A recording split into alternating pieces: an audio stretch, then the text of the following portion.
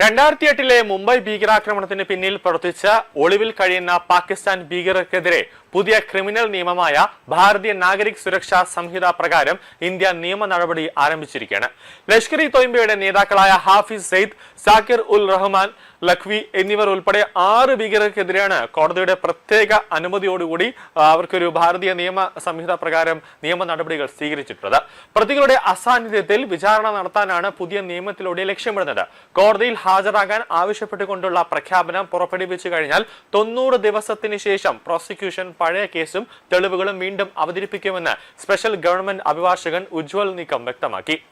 BNS 356 വകുപ്പ് പ്രകാരം പ്രതികൾ 3 വർഷത്തിനുള്ളിൽ കോടതിയിൽ ഹാജരായില്ലെങ്കിൽ അവരുടെ അസാന്നിധ്യത്തിൽ തന്നെ വിചാരണ പൂർത്തിയാക്കി വിധി പ്രസ്താവിക്കാനുള്ള ഒരു നിയമത്തിലേക്കാണ് കാര്യങ്ങൾ പോകുന്നത്.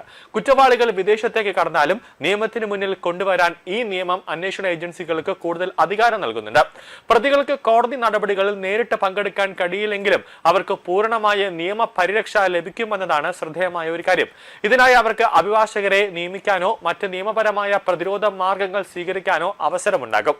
അമേരിക്കൻ ഗൂഢാലോചനക്കാരനായ ഡേവിഡ് ഹെഡ്ലി, നേരത്തെ വധശിക്ഷയ്ക്ക് വിധേയനായ ഭീകരൻ അജ്മൽ കസബ് എന്നിവരുടെ മൊഴികൾ ഉൾപ്പെടെയുള്ള നിർണായക തെളിവുകളുടെ അടിസ്ഥാനത്തിലാണ് പ്രതികൾക്കെതിരെ കുറ്റം ചുമത്തിയിട്ടുള്ളതെന്നാണ് ഉജ്വൽ നീക്കം ചൂണ്ടിക്കാട്ടിയത്.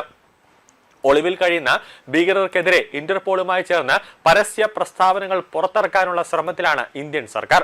ഇതുമായി ബന്ധപ്പെട്ട ഔദ്യോഗിക പ്രസ്താവന അത് ഉടൻ പുറത്തു വരുമെന്നാണ് പ്രതീക്ഷിക്കുന്നത്. ഇന്റർപോളിന്റെ സഹായത്തോടെ റെഡ് കോർണർ നോട്ടീസ് ഉൾപ്പെടെയുള്ള നടപടികൾ ശക്തമാക്കാനാണ് ഇന്ത്യ ലക്ഷ്യമിടുന്നത്.